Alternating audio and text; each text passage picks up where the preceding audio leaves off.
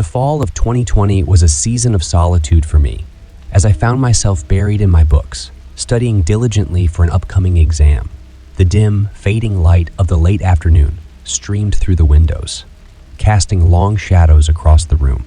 The scent of fallen leaves and the distant hum of the wind outside served as my only companions in those solitary hours. All the doors were locked, as my parents had gone to visit relatives, leaving me alone in the quiet house.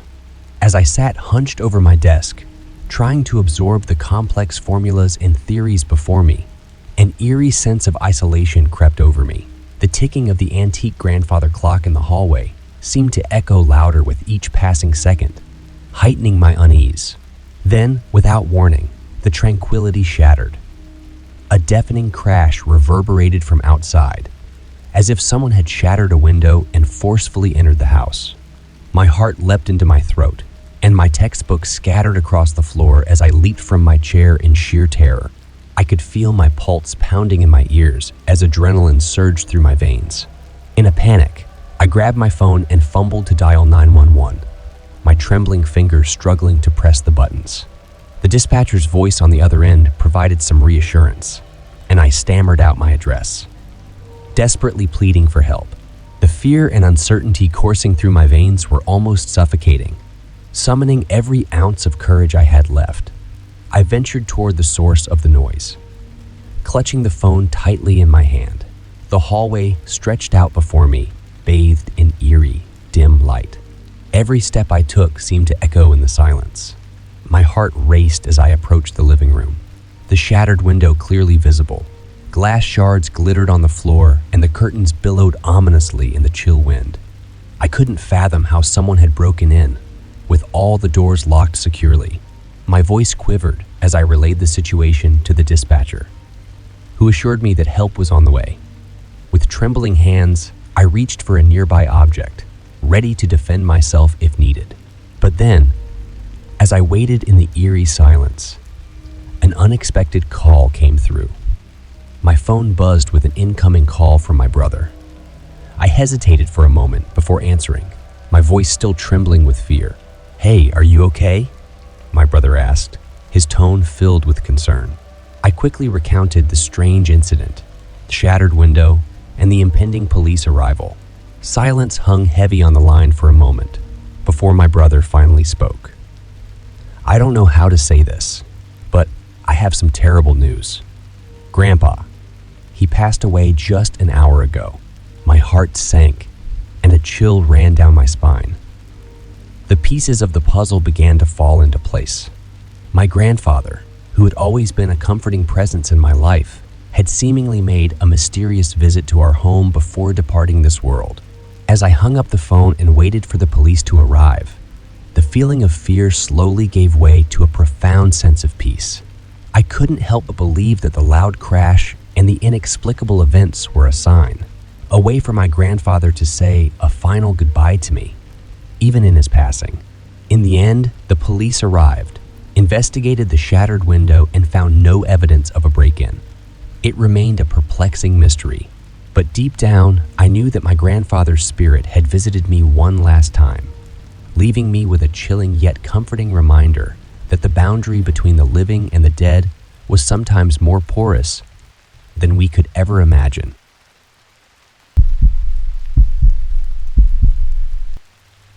One night, while I was at home alone, I decided to watch a scary movie in the living dining room, which was an open layout connected to the kitchen.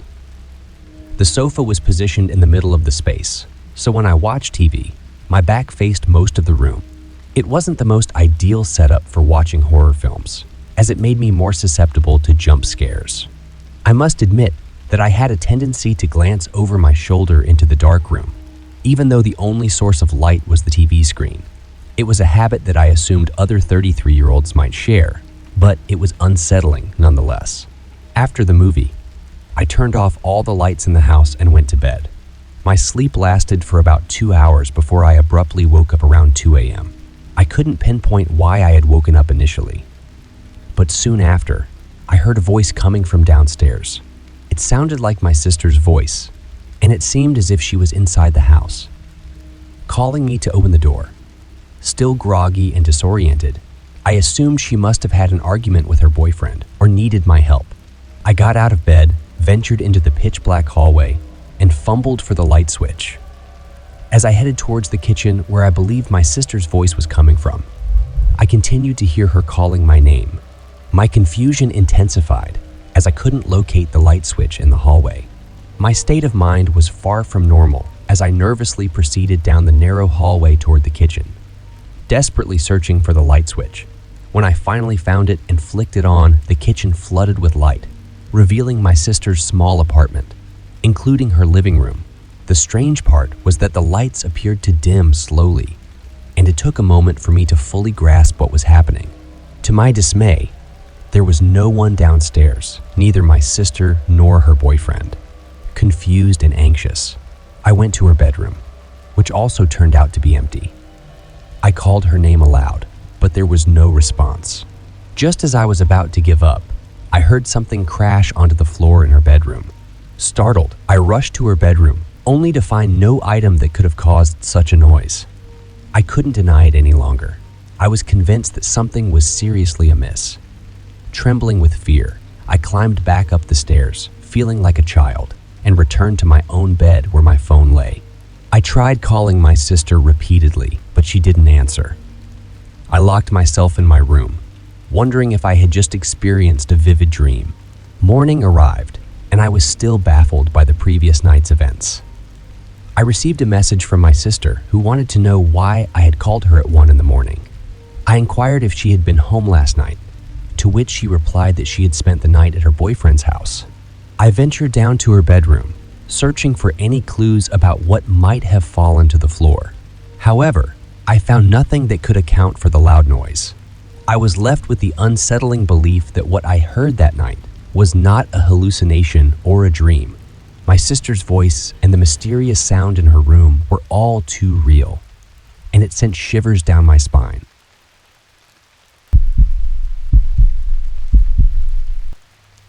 It was a chilly autumn night when it all happened. The leaves outside my window rustled, creating eerie patterns of shadows on my bedroom wall. I lay in bed, cocooned in my cozy blanket, struggling to keep my eyes open. The clock on my bedside table glowed 2 a.m. in crimson digits, reminding me that it was time to surrender to the embrace of sleep. The house was eerily silent, except for the soft hum of the refrigerator and the distant chirping of crickets. My parents were out of town, leaving me alone for the weekend. They trusted me to take care of the place, and normally I didn't mind. But tonight was different. Tonight the silence weighed on me like a heavy shroud. I was on the brink of sleep when it happened. A bone-chilling scream echoed through the house. It was not a sound one could easily dismiss. My eyes flew open, and my heart raced as if it was trying to break free from my chest. Panic gripped me, and I sat up in bed, my ears straining for any sign of what had just transpired. Silence settled back in, and for a moment, I thought I had imagined the whole thing. Perhaps it was a trick of my tired mind. My room remained untouched, bathed in the soft, silvery glow of the moonlight that seeped through my curtains. Everything seemed in place, yet my unease lingered like a stubborn shadow. I decided to investigate, convinced it was merely a harmless nocturnal disturbance, a catfight maybe.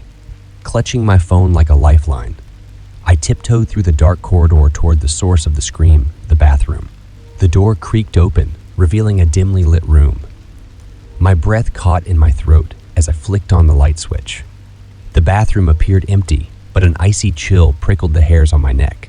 I scanned every corner, every nook and cranny, but nothing seemed out of place. Just as I was about to give up, my gaze fell upon the mirror. My own reflection stared back at me, wide-eyed and trembling. But there was something wrong with the mirror, something that sent shivers down my spine. Without hesitation, I fled the bathroom and retreated to my room. My trembling hands dialed my neighbor's number, the digits dancing before my eyes. I could barely speak as I stammered out the words, telling them that screams were coming from the house. I begged them to come over and check if there was anyone inside. Minutes felt like hours as I waited in the darkness, the silence broken only by the sound of my erratic breathing. Finally, the headlights of my neighbor's car pierced through the curtains, casting an eerie glow in my room. I rushed to the window, relief washing over me as I saw them approaching. Together, we combed every inch of the house, room by room, but there was no sign of an intruder, no evidence that anyone had been there at all. My neighbors exchanged concerned glances, clearly puzzled and alarmed by my frantic call. As dawn broke, my neighbors left, reassuring me that it was probably just a nightmare or a product of my tired mind. I wanted to believe them, but the message on the bathroom mirror haunted me, its cryptic warning echoing in my thoughts. Days turned into weeks, and the incident faded into the recesses of my memory. Life returned to normal, or so it seemed, but every time I glanced in the bathroom mirror, I couldn't help but wonder if there was something lurking just beyond my reflection, something that was waiting for the right moment to reveal itself once more. The chilling scream in the dead of night remained an unsolved mystery, a sinister secret that whispered in the dark corners of my mind. I couldn't shake the feeling that I was never truly alone in that house, and the inexplicable terror of that night continued to haunt me, leaving me to wonder if there were forces beyond our understanding that sometimes ventured into our world, leaving behind only a cryptic message on a steamed-up mirror as a chilling reminder of their presence.